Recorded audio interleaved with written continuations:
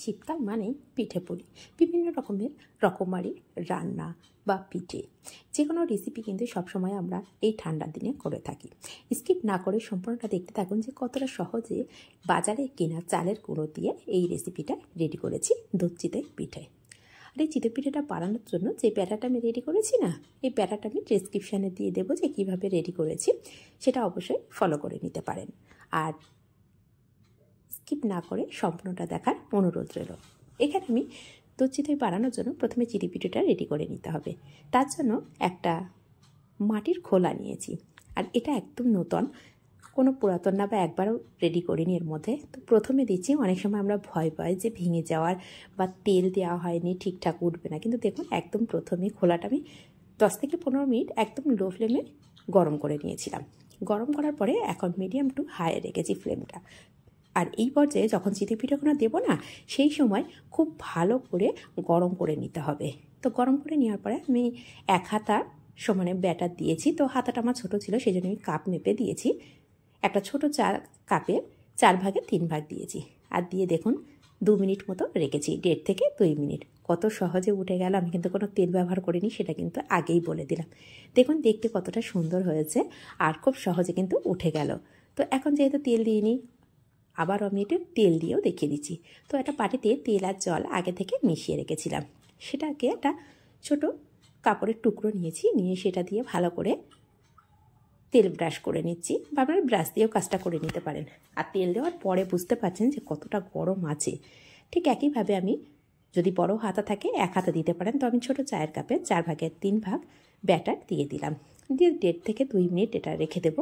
তো 1.5 মিনিট পরে দেখছি এখন একটু কাঁচা আছে, আর এতটাই ছিদ্রযুক্ত হচ্ছে যে খুব বেশি ফুলছে না, সেটা দেখতে পাচ্ছেন। মাঝখানে যতটুকু ফুলছে প্রত্যেকটা কিন্তু খুব সফট হবে, আর এত সুন্দর ছিদ্রযুক্ত হচ্ছে, সেটা তো দেখেই বুঝতে পারছেন কতটা ছিদ্র হচ্ছে। আর পুরো যখন ভেঙে দেখাবো তখন বুঝতে পারবেন মৌচাকের মতন হয়ে যাবে। যেমন মৌচাকের যে ছিদ্রগুলো থাকে ঠিক তেমনই দেখতে লাগবে। খুব কাছে থেকে দেখানোর চেষ্টা করছে, আর এটা দেখুন কতটা সুন্দর হয়েছে। যদি এটা শুধু খেতে চান, ক্রিস্পি ভাব আনতে চান, সেক্ষেত্রে আরও কিছু টাইম রেখে দিতে পারেন এই পিঠের খোলার মধ্যে। তো এইভাবে সমস্তটাই আমি রেডি করে নেব। তো একদিকে আমি পিঠেটা রেডি করব, আর একদিকে দুধটাকেও রেডি করে নেবো। যেহেতু ওরা দুধ চিতাই বানাচ্ছি, দুধ চিতাই পিঠা বানানোর জন্য এখানে আমি প্রায় 2 লিটার দুধ নিয়েছিলাম, আর 2 লিটার দুধটাকে ভালো করে আমি চাল করে করে একটু ঘন করে নিয়েছিলাম। তো এখন প্রায় এটা 1 লিটার হয়ে গেছে।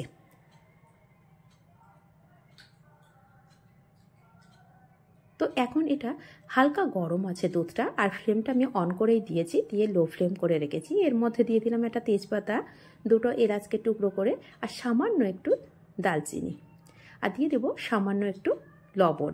আমি যে কোনো মিষ্টি জিনিসে খেয়াল করবেন, আমার রেসিপি যদি ফলো করেন খেয়াল করবেন, মিষ্টি রেসিপির মধ্যে আমি সামান্য কিন্তু একটু লবণ দিই, এতে করে টেস্টটা ব্যালেন্স রাখে।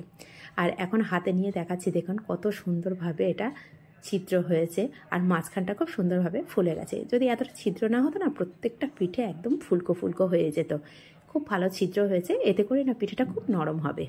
তো পিঠেগুলো সাইড করে রেখে এদিকে আমি একটা বাটি নিয়েছি, তার মধ্যে 1/2 কাপ পাউডার দুধ নিয়েছি, মেজারিং কাপের 1/2 কাপ নিয়ে হালকা গরম দুধ দিয়ে ভালো করে এটাকে মিশিয়ে নিয়েছি। মিশিয়ে নিলে কী হবে, এর মধ্যে কোনো লাম্পস থাকবে না বা দলা পাকিয়ে থাকবে না, সেই জন্য হালকা গরম দুধ নিয়ে এই পাউডার দুধটাকে গুলে নিয়েছি বা মিশিয়ে নিয়েছি।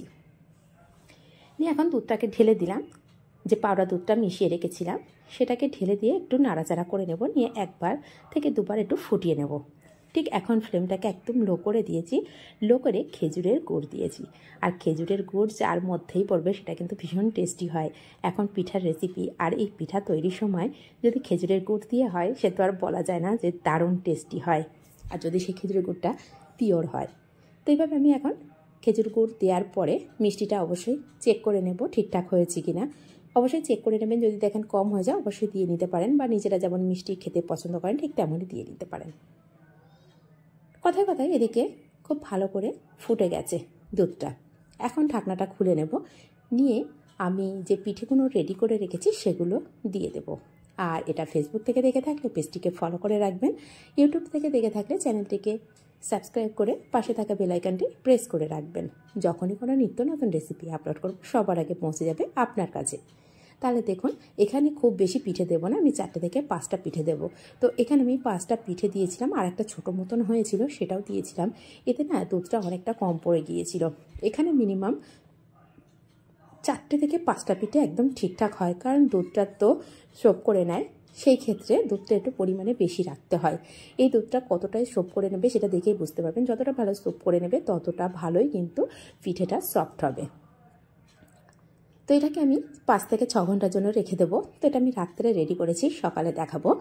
তো এখন আমি আরও একবার ফুটিয়ে নিয়ে তবে কিন্তু গ্যাসের ফ্লেমটা অফ করে 6 ঘন্টার জন্য রেখে দেবো। তো এখন দুধটাকে হালকা করে দেখতেই পাচ্ছেন ফুটে গেছে। তো একবার এই বলকোটা পর্যন্তই রেখে দেবো। আর সাইডে দেখুন কেমন মালাই জমে যাচ্ছে। মালাইগুলোকে এইভাবে চামচ দিয়ে নিয়ে মাঝখানের দিকে দিয়ে দিচ্ছি। এতে করে টেস্টটা কিন্তু ভীষণ ভালো হয়। একবার হলো বাড়িতে কিন্তু এইভাবে বানিয়ে দেখতে পারেন যে রেসিপিটা কত ভালো আর কত সহজে বানানো যায়। তো এখন ভালোভাবে বলকটা উঠে আছে। এখন আমি গ্যাসের ফ্লেমটাকে অফ করে দেব। অফ করে ঢাকা দিয়ে 4 থেকে 6 ঘন্টার জন্য রেখে দেবো। তো এটা যেহেতু রাত্রে আমি বানিয়েছি, আমি সকালেই এটাকে সার্ভ করছি। তো দেখুন এখান থেকে একটা পিঠে তুলে আমি দেখিয়ে দিচ্ছি, আর কতটা সুন্দর হয়েছে। খুব স্লোভাবে দেখানোর চেষ্টা করছি, পিঠেটা খুব কাছে থেকে দেখানোর চেষ্টা করছি। জানি না কতটা বুঝতে পারছেন, আর কতটা জালিদার হয়েছে, কতটা সফট হয়েছে সেটা দেখেই বুঝতে। দেখুন ওপরের দিকে একটা পর্দা হালকা করে উঠে গেল, আর কতটা সুন্দরভাবে আমি চামচ দিয়ে কিন্তু খুব স্লো করে দিয়েছি, জায়গাটা দিয়ে দেখাচ্ছি যে কত সুন্দরভাবে কতটা সফট হয়েছে পিঠেটা। একবার হলো বাড়িতে এইভাবে বানিয়ে দেখতে পারেন, আর যদি এইভাবে বানান কমেন্ট করতে কিন্তু একদমই ভুলবেন না। তাহলে আবার আসবো অন্য কোনো রেসিপি নিয়ে। ধন্যবাদ।